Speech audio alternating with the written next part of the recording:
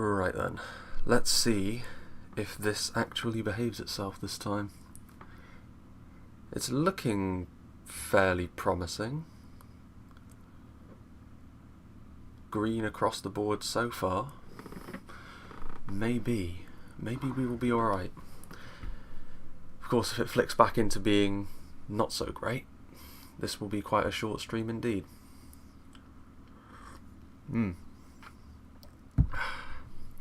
Hey there, Just Eat. Also, the benefit of doing a stream like this is I don't actually need the second screen way over there. I can just utilise the one and have everything set just so. Hey there, White in the Black Cloud.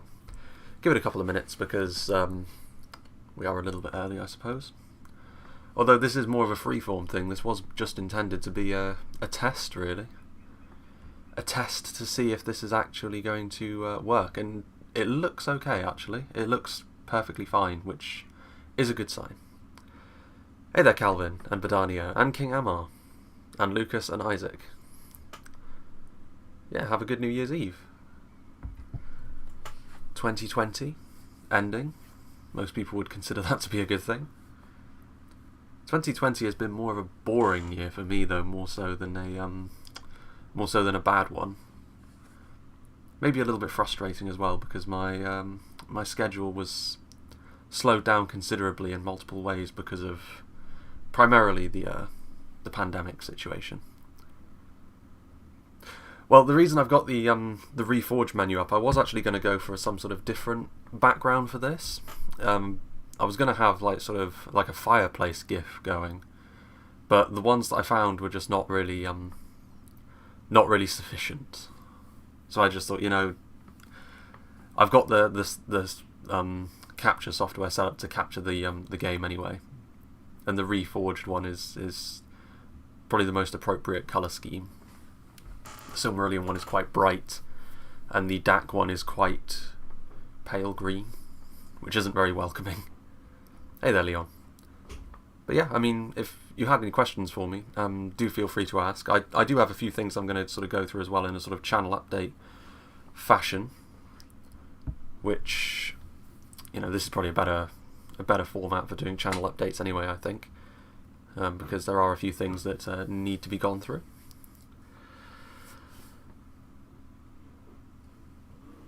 Oh, so you've known quite a few people that have been affected by it then, Just Eat. Condolences for that. I've known relatively few people actually that have actually had it, but then I do live in a rather rural part of England, relatively speaking. 2020 had a 13th month. What would you name that month?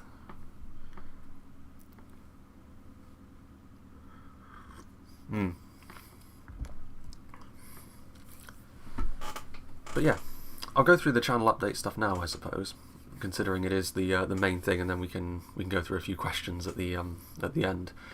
Mainly because the things that I do need to discuss really are the fact that the channel will go through a few changes at some point this year.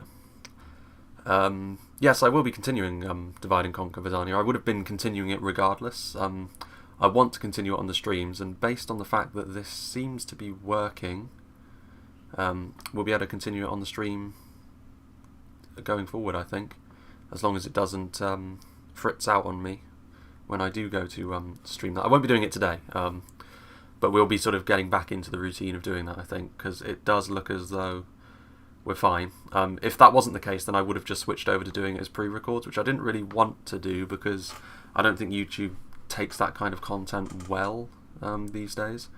But by the looks of things, we won't need to do that. But well, it's not the beginning of the end, Just Eat, mainly because the channel won't be stopping at any time soon, but I will at some point this year need to scale back the content that I do. I've been doing sort of 4 videos or bits of content a week for quite a while, and the pandemic has made that slightly easier, to be honest, because it's given me more free time than I thought I would have. But as sort of seen in the thumbnail, really, the main, like, the 3 arrows represent the 3 things that are going to be the challenges of 2021, I think. The biggest one is the relocation, because I will be relocating. Like, there's no way I stay in the same place throughout the entirety of 2021. It's just a case of where I need to relocate and when I need to do it. So I will be moving at some point. That could either be towards the end of February, beginning of March, which that would be the closest time period in which I would be moving, or it could be that it won't be until September. So basically, when I have to scale back the content will coincide with that. So it could be that you don't really notice any change on the channel until September, which, you know, is still a fair long way off. It's over half a year away. So in that case, for the time being, nothing really changes. It could, however, be that it's only really a matter of like a month and a half before this sort of thing starts to kick into gear. And to be fair, I think the amount I was going to scale it back to was, I've been thinking about this for quite a while because it's something that I knew was coming. I just didn't know what the details were going to be on it. So I think the plan was, instead of 4 bits of content per week, I would be aiming instead for 2. And because of the nature of what I would be doing, there's a chance that I would be doing a sort of several weeks on, several weeks off kind of rota, depending upon where exactly I end up. If that's the case, then of course that means that for the weeks that I'm on, I won't be able to stream at all, but on the weeks that I'm off, I'll be able to stream much more regularly. So I think that's probably what we're going to be doing. At some stage this year, that will be coming into effect, which isn't the end of the world really, because to be honest with you, I've noticed that like doing 2 bits of content a week is very, very easy. As soon as you start to go up beyond that, because of the amount of time that YouTube takes and because of like the length that streams tend to be, going into 3 and then 4 especially with the length of the videos that I tend to do, because you know, that's just what Total War is, that's it tends to get a lot more difficult. 2, on the other hand, I would be able to do relatively easily. So I feel pretty good. Have you taken a look at my artillery overhaul? Yes, I did notice those on the Reforged Discord. They look very nice, I have to say. Interested to see them animate it. But yeah, they look very, very good, I have to say. Looking forward to seeing them in action in the game. But yeah, that's really the long and short of it. The relocation thing, where I move to, what I'll actually be doing, because there is some variation on that as well. These are the things to bear in mind. At some point, the content will be scaling back this year, but not to an extent where the channel goes away, because the channel's not going away. Really, you know, I've been able to get more done this year in terms of content than I really thought I would be able to, because of the mitigating circumstances. So in many ways, you know, I've been batting above average anyway. So not the end of the world by any means. And it was always going to happen anyway, because the amount of content that I've been pushing out has been sort of bordering on like a full-time thing. And this was never going to be the sort of thing I could do as a full-time job anyway. Because the income is certainly not there in comparison to the sort of thing that I could be doing with the certification that I've managed to pick up throughout my degrees. So it was always going to be that way, and I always knew that, because this is a very niche area. You know, I'm talking about, I've mentioned before that the majority of the content I do is for submods of a mod for a game that is now over 10 years old. So the fact that I have the audience that I do is somewhat surprising. But you know, and I will be continuing obviously as a sort of side venture anyway, so not much will change. You may notice a little bit of a downsizing in the amount of content that I do at some point in the year, but for the most part, not much is going to change. Not much in terms of the type of content either. The other 2 things, obviously I've mentioned Burnout before. Burnout is less likely this year, to be honest with you, just because of the fact that I'll be doing less anyway. So, doing less at some stage. It's possible that life gets in the way, but like that's the sort of thing you can't really account for, and you have to sort of plan. You can't really plan for events happening, but you know, you can set out a framework and then you can build around it. So I doubt actually Burnout will be actually that much of a problem, because yeah, I'm enjoying the content that I'm creating, Calvin. It's, you know, there's only been one time period really where Burnout was a significant concern for me earlier this year, in the summer. But actually, that was shortly before I started streaming, and streaming sort of brought that back in. So it's not much of a concern really. But it is something that should still be considered. And then the other one is the janky PC, because my PC is starting to show its age in a couple of places now. It's still perfectly adequate for Medieval 2 on max settings, because most bits of hardware these days are. But, you know, I will need to get a new PC at some point. But, you know, when I move into full-time employment of some description, I've already got savings after all. So actually getting a new PC won't be too much of a problem at some point in the year as well.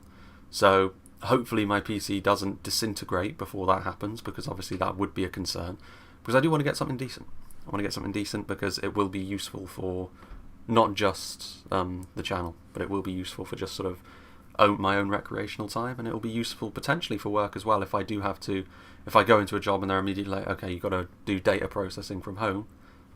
It'll help to have a nice PC that can actually process the large data files that I work with more quickly.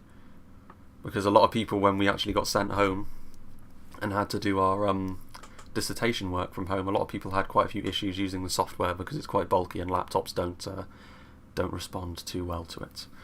But yeah, those are the three things really, the three challenges for 2021. But 2021 should be a time to look forward to be honest with you, I think, for most people in general, and for me as well. What is my PC specs? I've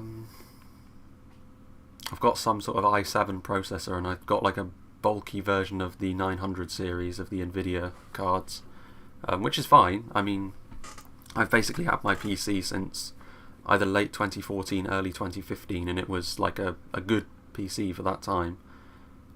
But yeah. With what age you had your first contact with Third Age? How old was I when I had my first contact with Third Age? I would have been... I haven't... Well, to be fair, actually, Third Age is something that I got into mostly when I started recording it, although I actually had my first contact with it slightly before that, so I would have been 18, I think, when I first had my contact with Third Age. Didn't start making videos, though, until I was 19, 20. So, you know, Third Age has been around since 2012, but I didn't actually become more aware of it until like 2015, to be fair, because I played Medieval 2 back in the day when I was small, and then there was sort of like a gap, and I only really started getting back into Medieval 2 around 2015, and the rest, as they say, is history. So that's nice. Yeah, as this continues, no drops in the internet whatsoever, so I'm pleased to confirm that the Divide and Conquer streams will be resuming at some point. Probably not next week, actually, because next week I've got interviews on several days, so it probably won't be all that possible. But the following week, I think we can start getting the streams, and we can actually start doing the Dwarven campaign again, which it was kind of annoying, to be honest with you, that the Dwarven campaign had to stop in that point, because we're on the verge of two very climactic battles against Angmar and Rune. How old are you currently? I'm 24, Jasdeep. I will be 25 at the end of January.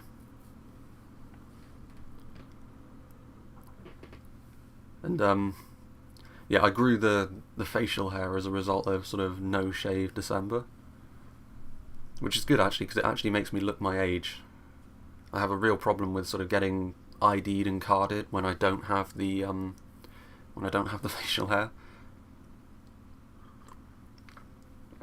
Which, you know, some people might take that as a compliment, but I think it's there comes a point when you want to sort of be seen as not needing to be ID'd for everything.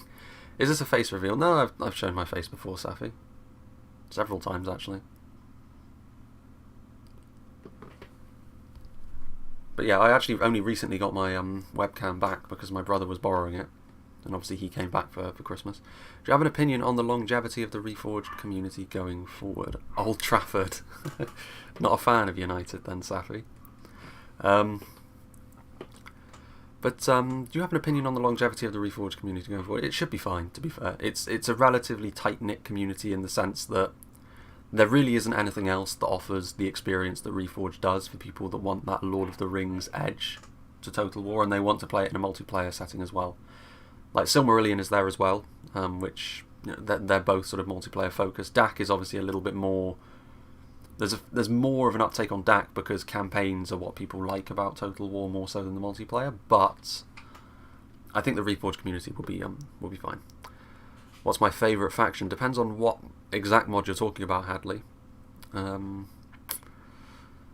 think in Silmarillion I'd say the Philathrim just because I like their style and such. In Reforged, it tends to move around a little bit, to be fair, in Reforged. I agree with people like Safi Band, we are moving forward nicely. Oh no, you're a Liverpool fan, Safi. Oh dear. Oh no.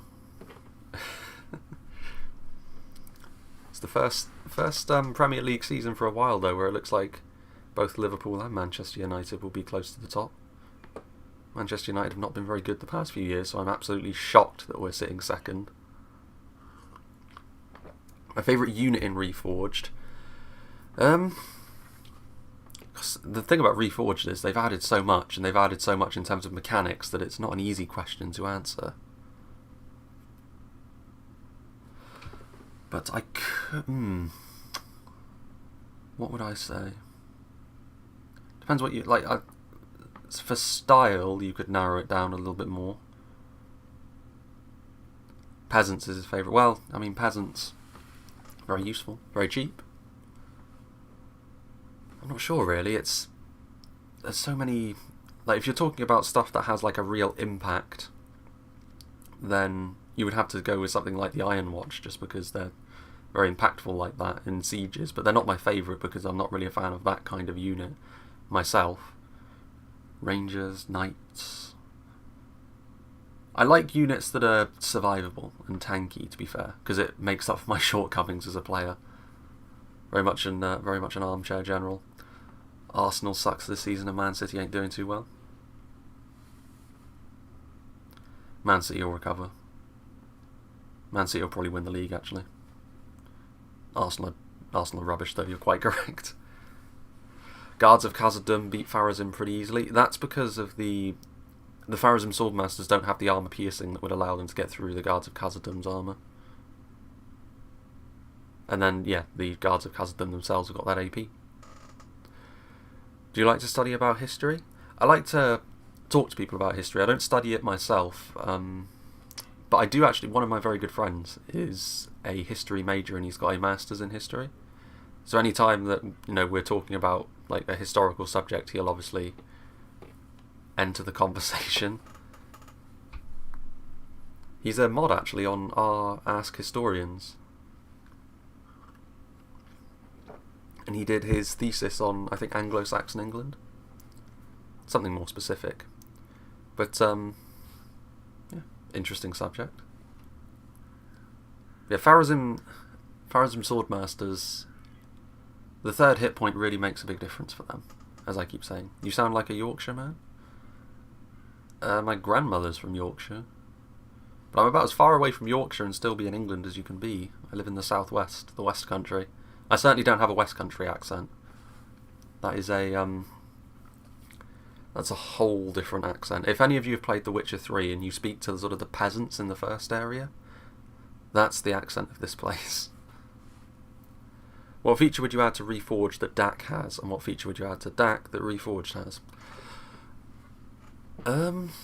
I think this just comes down to personal preference. I'm not sure you could call this a feature of Dach, but I do like the overall philosophy behind the design of the look of the units in Dach a little bit more than I do in Reforge, because in Reforge they've gone a little bit more into the high fantasy realm, which I prefer sort of a more grounded approach, and I do like that. I don't know if you could call that a feature though, that's more sort of aesthetics, but that is something I would say. And as for Dach for Reforge, I mean, there are several mechanics in Reforge that Dach does not use at this point. sort of like the weighted projectiles on the arrows. There are a few that they do, to be fair, like the body piercing, the poison arrows. I think a few factions use poison arrows, like the goblin ones, but yeah, I would say that there's a few sort of individual unit stuff that you could use, like the mortars as well, like the Iron Watch. But yeah, say road. Well, there you go. What aspect of Third Age Dach Silmarillion do you enjoy the most that let you still play and record this stuff with fun? A variety, really. The fact that people keep making new stuff for it. More so for the multiplayer ones, obviously. Like for Dach, Dach doesn't really have smaller scale updates where they add like individual maps and so on and so forth. Like Dach, they update in very large chunks, so it's a little bit different, to be fair. But for the multiplayer ones especially, the lifeblood of it is new content, I think. Like new maps and new scenarios and stuff like that, because there comes a point, like especially with a few maps, that I've seen them enough at this point where I really, whenever someone gives me them, like I will get to them at some point, but they get put on the back burner a little bit because I've seen them so much and I kind of know where the battle's going to be going. But yeah. Which faction do you think looks the most aesthetically pleasing in Reforged? I do like Dol Amroth. They've got a very nice look to them, but conversely, I also do like Umbar. I hear the Reforged server has been very quiet since my departure.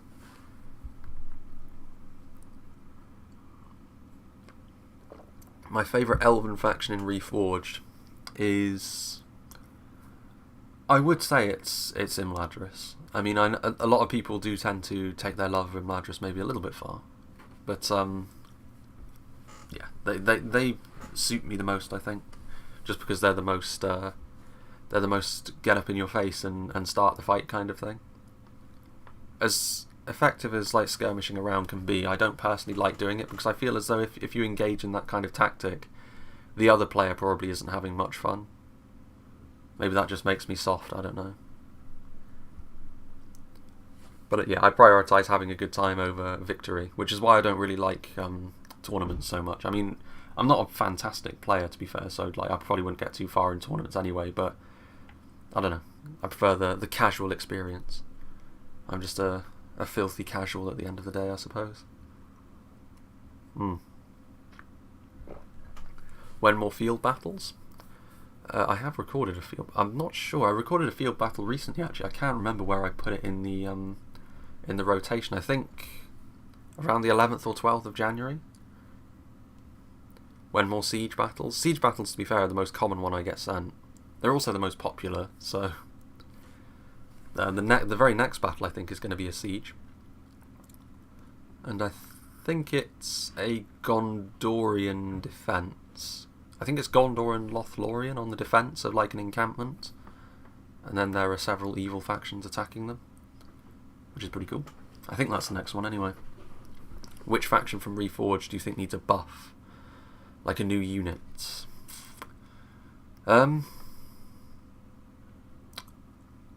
I think,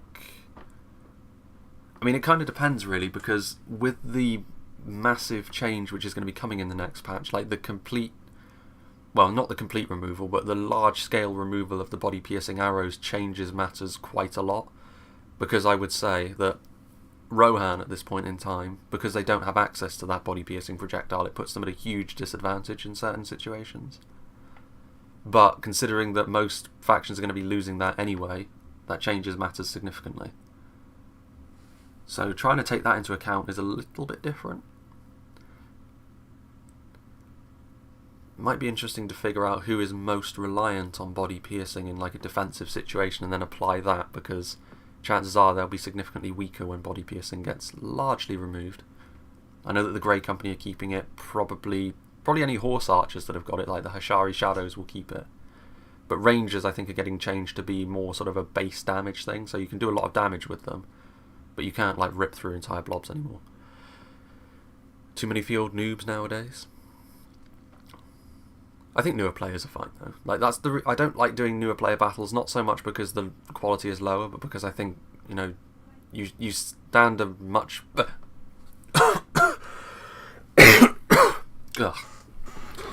I got caught in my throat there. Ugh. Anyway.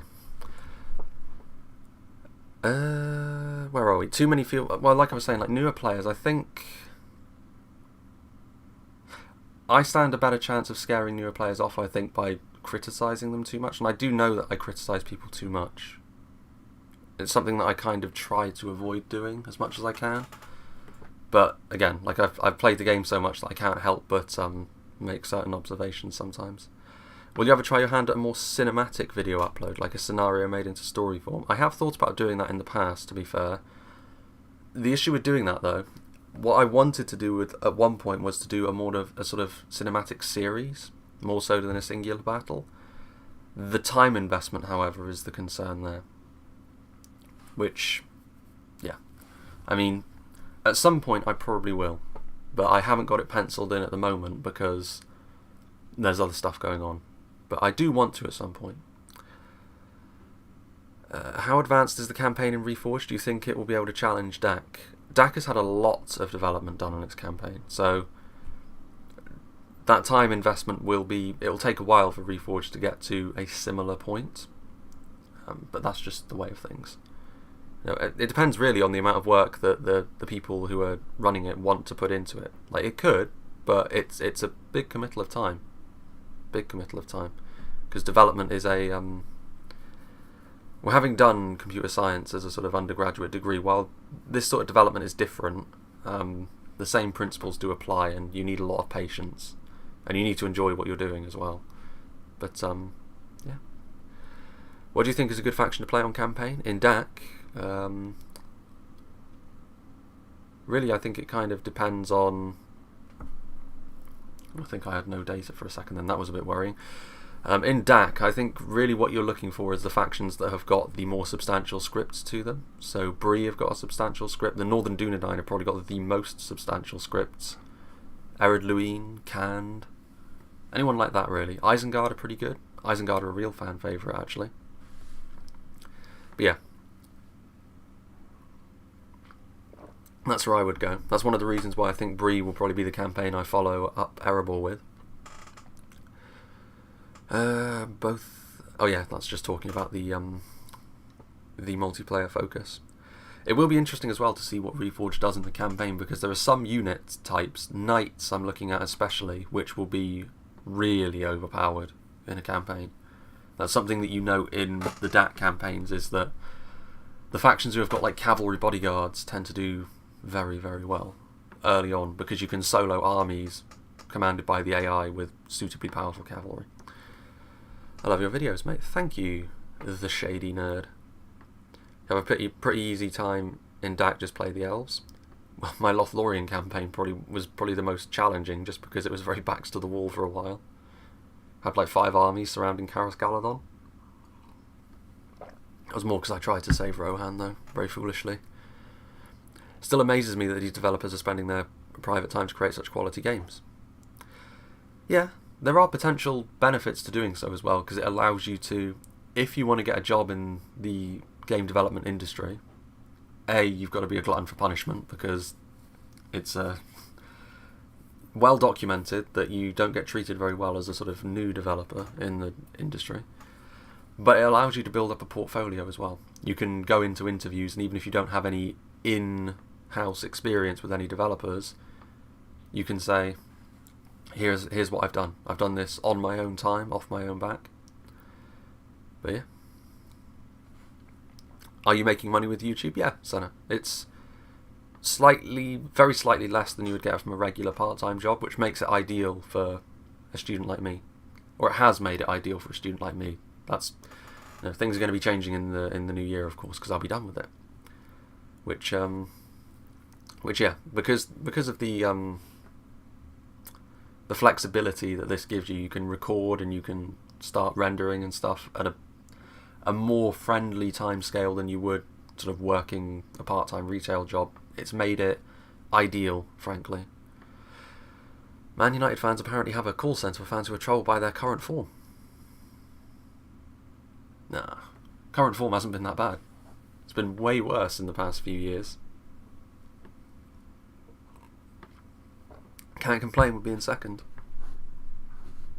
I'd be amazed if we won the league this year.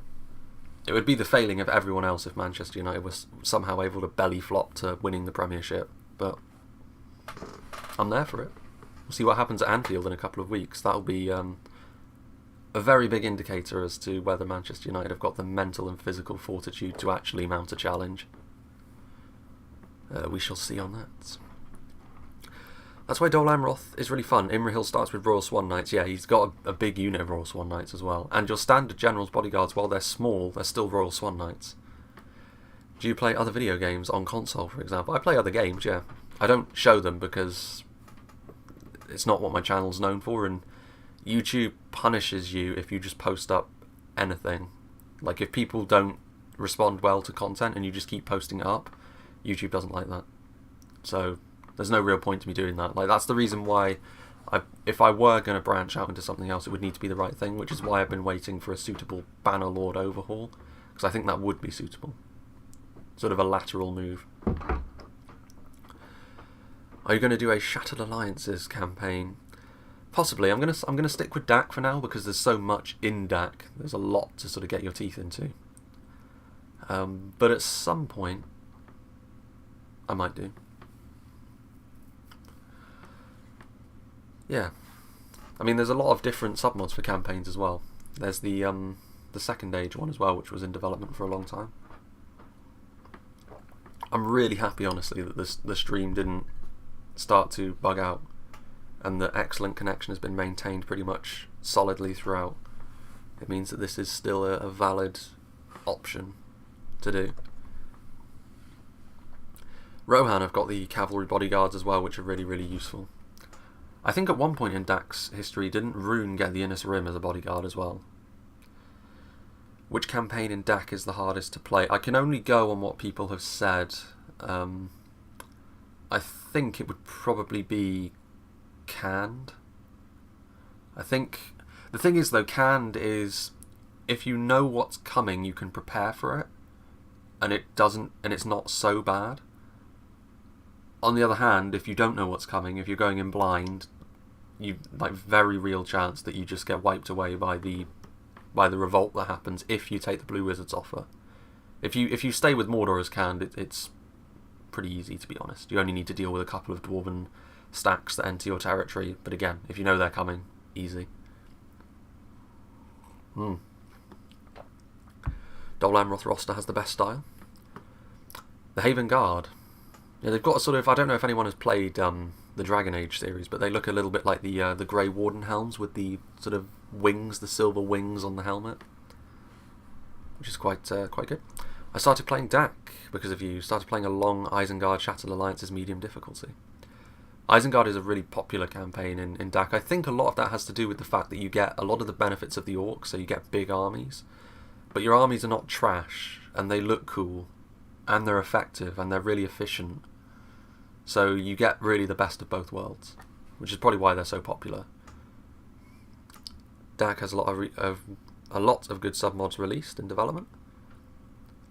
Yeah, I know Dach have got a lot of submods, like unit submods. Like, it can be stuff like aesthetic stuff, or it can be stuff that actually affects the balancing of the game. Which that's the sort of thing that I will look at adding in at some point. Like, once I've gotten a few campaigns in, probably I'll do Erebor, and then I might do Bree, and then I might look at doing some sort of adding a few bits and pieces in, which would be good. What's Love Dragon Age Origins? Yeah, Dragon Age Origins was the best of that series by a substantial distance. What's the strongest faction currently? Depends in what game you mean. Whether Reforged, Dach, or Silmarillion.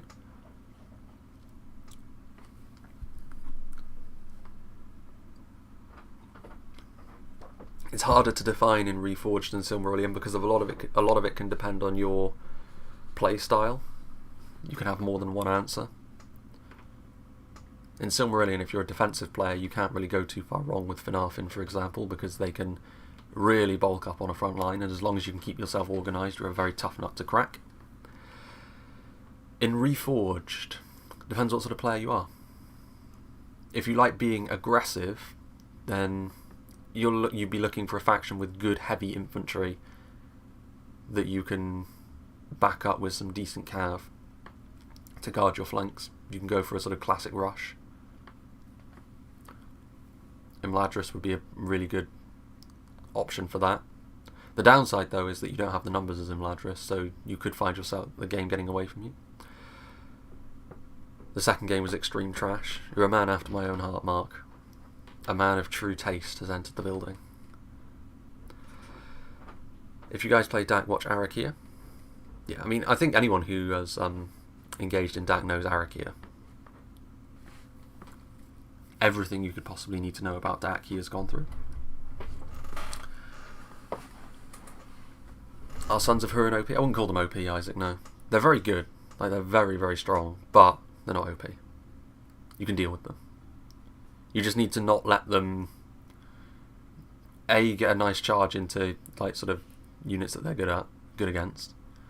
You need to just respond to them in the appropriate way. Like sending just any old rubbish at them is obviously not going to work.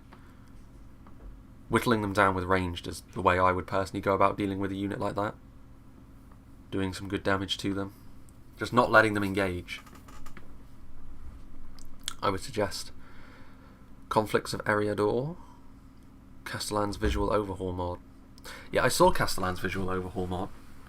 I think last thing I saw from that was some Umbar changes, which obviously is not like going to affect me because I've already played the R. Ardenium, but yeah, I do know who he is. I think he's done sort of visual sort of models and such for multiple submods at this point. Do you feel Cardinal are underpowered compared to the other Kingdoms of Men? No, Aleska or Alexa, because their crossbows give them a dimension that the others don't have. And honestly, I think while they do have lower morale, it's not as big a problem as people may think it is. They will rout more easily, but as long as you keep your shape, that's not going to be such a problem. But yeah, the fact that they've got really good crossbows. Like you can't really skirmish them down with arrows too easily. And crossbows are a very, very useful tool. And they've got good infantry. They've got cheap pikes. They've got solid infantry. Solid faction all round, to be fair. There's plenty, I think, that if you want a well-balanced army that's fairly numerous, if organisation is important, you could do a lot worse than Cardlin. Quite close to 3 million total views. Quite close to 6k as well. Probably get that tomorrow or the next day, which would be nice. Be a nice capstone to 2020. I'm actually quite surprised that it got to 6k this quickly. I don't know what happened. It suddenly seemed to jump up by about 30 subs quite quickly. I don't know why, because nothing seemed to change in terms of the amount of views or anything, or the type of content even. But YouTube works in mysterious ways. I can only make guesses about what the YouTube algorithm does sometimes, but I know enough about it that I know what not to do at least. We live in interesting times. Yes. Anyway.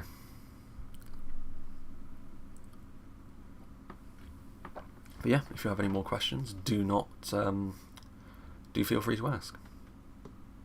I'm playing Vermintide recently as well. That's a fun game to play with a few friends. Not the sort of thing I could show though, I don't think.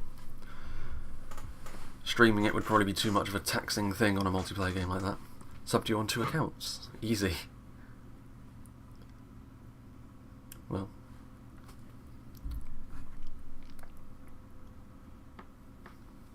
Need to finish this tea before it goes cold.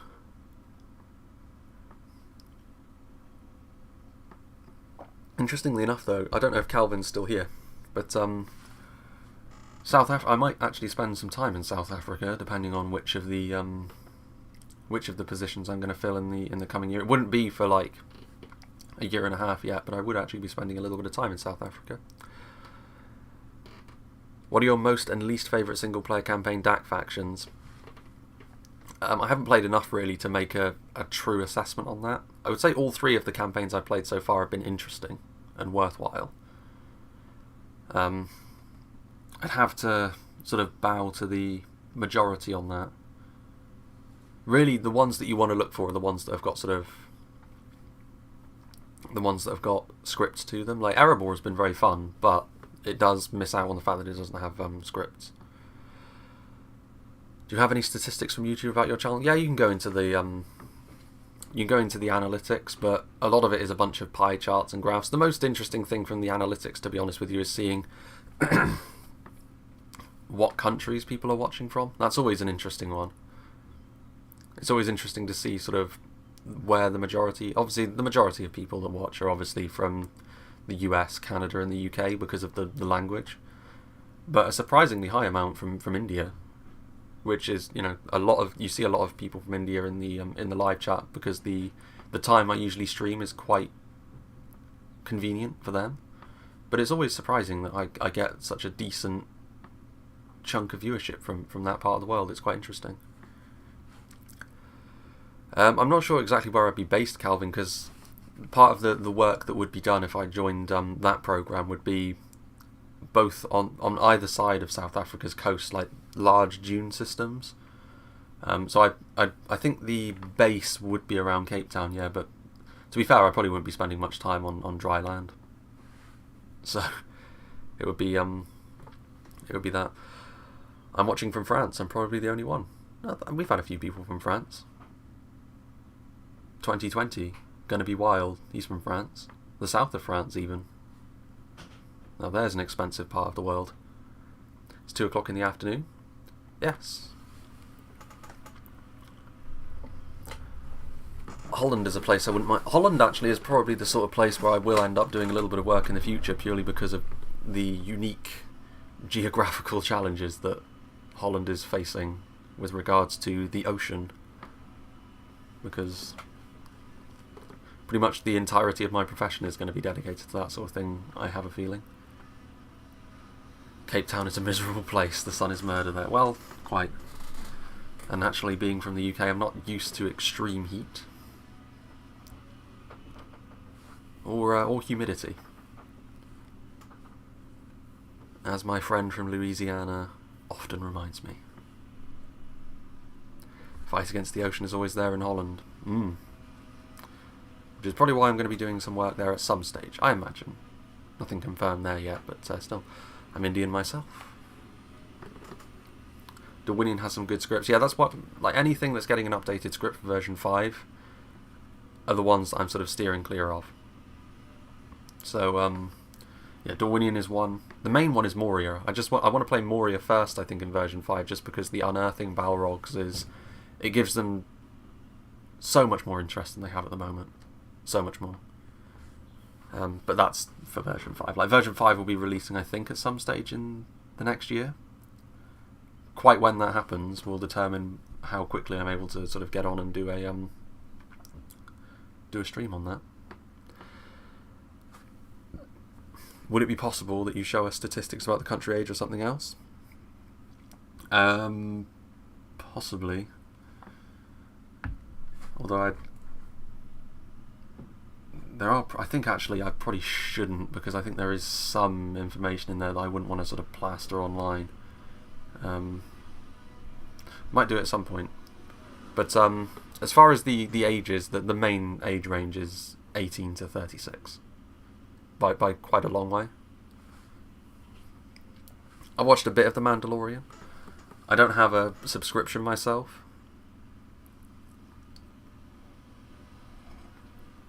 To the service. But I have sort of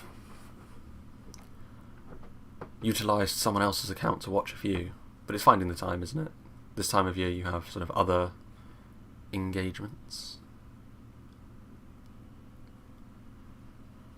What is your current whip? Nothing too exciting, I'm afraid. A Volkswagen TDI.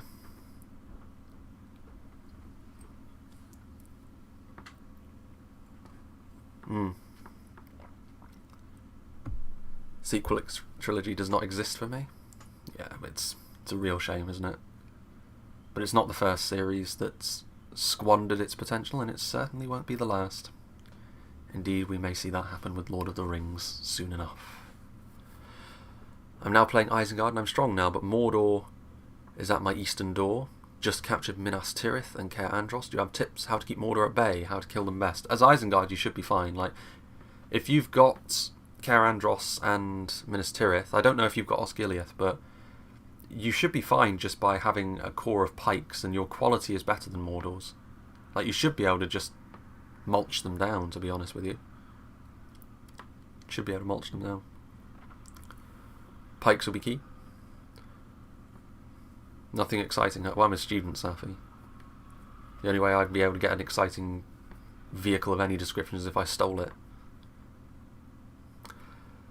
When are you going to play? I'm not today, Robin. This is just the background that I'm using. It's just this was meant to be this just a test stream. Like, the Q&A stuff is, it was meant to be a test to see if the stream would actually behave itself, and fortunately, it has. So we'll be able to get back to regular streaming. Hey, dude, you look so tired, lol. I think that's just my natural state of being. Going to be capping Osgiliath soon. Massive Dunland North and RR9 coming from south. Dunland are attacking you? Don't know how you manage that. Second Age Amazon Prime show is coming. Yeah, that's what I mean, White in the Black Cloud. I don't hold out too much hope that that's going to be good, but that comes more of sort of a general cynicism than anything else. But we'll see. We shall see. They'll be crucified if they get Lord of the Rings wrong, though. Disney ought to beg Lucas to take Star Wars back.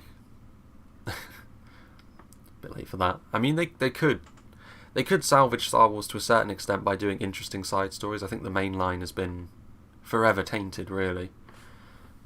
But The Mandalorian shows you can still do some decent stuff with the license. It just depends on whether or not they want to do decent stuff with the license. Greetings from Croatia. Greetings, Llama Boy. My PC arrived 10 minutes ago. Is it in parts? Will you have to assemble it yourself? It's an interesting process to go through. But yeah, I have a natural high look. I have been told that in the past, actually. They have introduced a lot of new shows for Star Wars. They should make all the new canon stuff not count like they did with the old Legends. Yeah, but they won't do that because it makes them... It effectively means that they're admitting the fact that they were wrong, and executives in positions like that will not do that unless they have no alternative. Even if they just sort of subtly never mention it again, they will do that rather than openly denounce what they've done. It's all pre-built because I thought the parts would take even longer to arrive amidst the pandemic. Yeah, that's fair enough, Classified, to be fair. You might get certain bits and then you have to wait several weeks for the other pieces. It also means that you don't have to go through the process of actually making it yourself, which is probably nice. If it's 18 plus, then they're just going to put some sex scenes to make it interesting. Yeah, but Lord of the Rings is different to Game of Thrones in the sense that the tone is not meant to be like that. It kind of depends on what sort of content they're doing. I mean, like, Ar-Pharazôn did burn people. So, like, you could have acts of gratuitous violence, I suppose, but it's not... Like, Lord of the Rings, the best way I can put it is, the world of Game of Thrones is grimy. It's sort of base and crass. And it's supposed to be that sort of more, quote-unquote, realistic look. Lord of the Rings is meant to be sort of a mythology story, primarily. So there's not a lot of... You don't really get a sense of grand mythology by sort of lice-addled peasants sort of stabbing one another with pitchforks and shovels. But, we'll see. I don't think it'll be good. Based on what I've heard, based on the general state of people trying to adapt stuff like this, I don't think it'll be good. But they're more than welcome to surprise me. Please make some Age of the Ring multiplayer videos. What are your thoughts on Rise of Mordor? Rise of Mordor is a good mod. The issue I have is more the fact that I'm not really a fan of Attila's gameplay mechanics. Who's your favourite Lord of the Rings character from before the Third Age? Before the Third Age. I assume you mean sort of from the Silmarillion, more so than than anything else, because a lot of the characters that are in sort of the Third Age are sort of elves that were from before that. I do like Hurin. I like him as a character. Like, the poor guy. Why are we still here? Just to suffer? There's a lot that you could say, though. I mean, there's a lot of good characters there. Question for everybody. Out of the 4, you have to get rid of one forever. Lord of the Rings trilogy, Harry Potter movies, Avengers, MCU, or Star Wars. I mean, there's 2 there that I would keep, and that's Lord of the Rings and Star Wars, because I like them more. To be honest with you, I don't really care about Harry Potter or the Avengers. You could get rid of either of those. You get rid of both, and I wouldn't care. I suppose I get rid of the Avengers more, because with Harry Potter it's just more the sense that I kind of missed the good bits of Harry Potter, and I only saw them later. But, yeah. The Harry Potter universe is more interesting to me than the Avengers one. I'm not really a massive fan of the whole Marvel DC stuff anyway. I think it's a bit washed out at this point, but that's just me. I know a lot of people like that sort of thing, so I know that I'm in the minority there. I like the Dwarven King who stabbed that walking dragon thingy. Harry Potter has Emma Watson, it stays. Get rid of the Avengers because then I have the DC universe. Well, the DC universe has been it's had its problems, hasn't it? Like, I'm really glad that I'm not into that sort of thing, because it seems like you have to go through more suffering than actual enjoyment when it comes to stuff related to comics. Especially for the DC stuff. Like, so many of their films have been not well received. The latest one hasn't been well received either, has it? The new Wonder Woman film. Not been going too well for them. When do you first read Lord of the Ring? It wasn't that long ago. Well, relatively speaking. Like, I wasn't a child when I read it. It was... I think it was 2015. I think it was 2015. I've seen and partially read the first 8 movies of Harry Potter. What is your favourite mod? I think you could just umbrella it all into Third Age as my favourite mod, to be honest. It's definitely the mod that I've played the most out of any singular mod.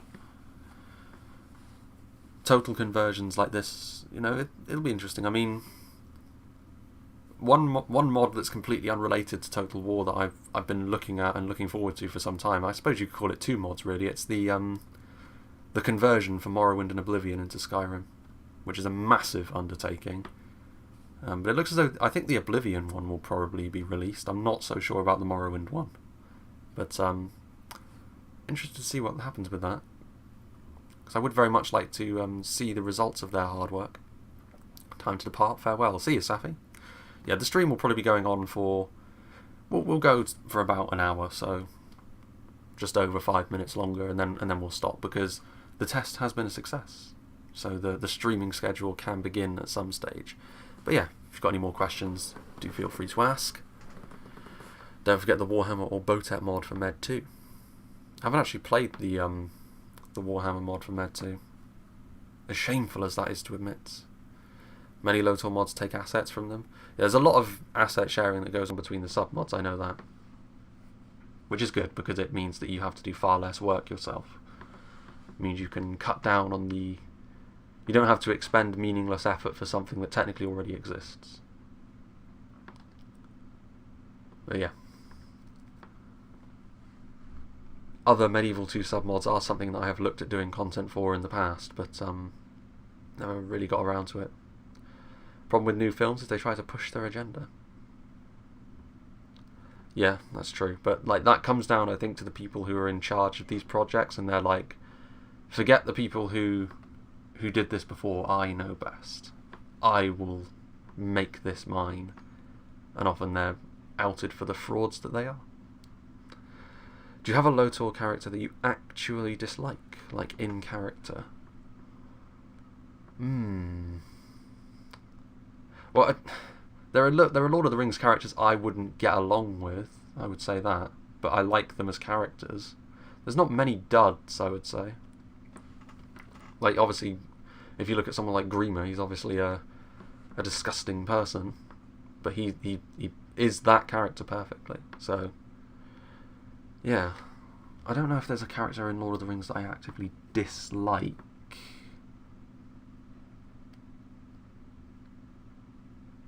Because, like, if you're talking about, like, characters that are unpleasant, there are several. Like, Grima is one. Any of the Orc captains. Any of the Nazgul. The Hobbit movies have too many... Yeah, I guess you would say the female elf from the Hobbit movies. Like, the actress did her best with it, but it was not good. It was poor. Arwen as well, in the main trilogy... Like, she's not bad, but she's just sort of there. But having said that, it's also a good thing that she did show up earlier, because, like, in the books it's a case of Aragorn's one true love only shows up at the end. And it's a little bit jarring. But in the film she's a little bit better. But still a little bit neutral. That's how it is. The Mouth of Sauron. Yeah, the Mouth of Sauron. New films and shows also force diversity. Yeah, it's a whole nother kettle of fish, that is.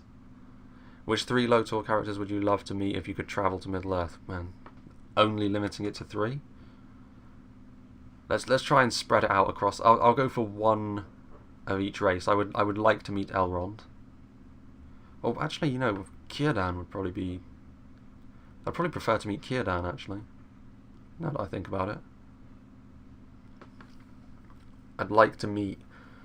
Of all the dwarves, I'd probably like to meet Dane. He's a top boy. And of all the humans... I mean, I suppose you'd have to say Aragorn. But I would also like to meet Boromir. As well. Tom Bombadil. Eru. No, that's cheating. Regular people only. What about Ungoliant? That'd be an interesting encounter. Let's make Ungoliant as a model in Silmarillion. Just a big old spider that takes up 3/4 of the map. Don't know how viable that would be. Probably not at all. Who wouldn't love to travel through Middle-earth, except for the evil sides? Yeah, probably not great to travel through Gorgoroth. Probably not a pleasant place. Elrond is so old he must know everything about Middle-earth. Círdan's older. And he lives on the coast. I think a lot of what made Elrond was the fact that he was played by Hugo Weaving as well.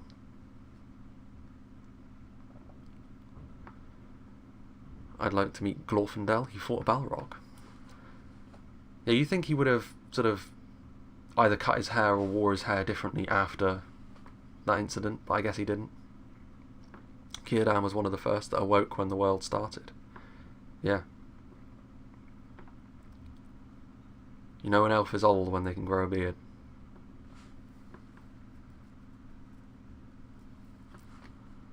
It's part of the reason why, you know, he's just lived for the longest. The stories he could tell.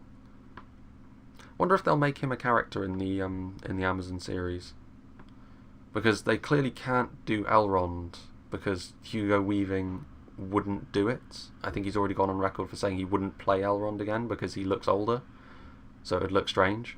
He just about got away with it in the Hobbit films. I don't think he would now. So it makes sense that they would bring in... I mean, Gil-galad I think they would have to do, wouldn't they, if they were going to end it... If they were going to end it at the Battle of the Last Alliance. Be interesting to see if they... another actor will play him. That's a risky move. When someone plays a role so well and sort of becomes that role. It's part of the reason why people didn't want to see the series be about young Aragorn, because Viggo did. Viggo was Aragorn. Like, there's some actors that are their characters.